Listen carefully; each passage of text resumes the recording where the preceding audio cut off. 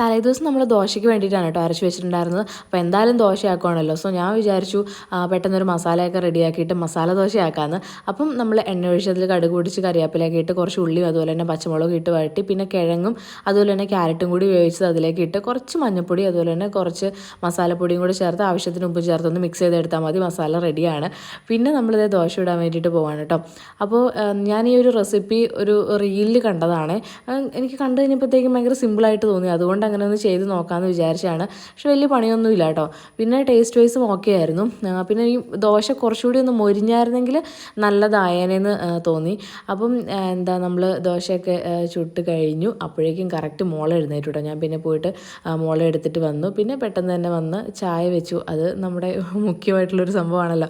അങ്ങനെ ചായയും കൂടെ വെച്ച് കഴിഞ്ഞിട്ട് ഞങ്ങളെല്ലാവരും ഒരുമിച്ചിരുന്നാണ് കേട്ടോ കഴിച്ചത്. അപ്പോൾ സാമ്പാർ നേരത്തെ തന്നെ ഉമ്മിച്ച് ഉണ്ടാക്കി വെച്ചിട്ടുണ്ടായിരുന്നു. അങ്ങനെ മസാല ദോശ സാമ്പാറും കഴിച്ചു പിന്നെ ചായയും കുടിച്ചു. അത്രയേ ഉള്ളൂ.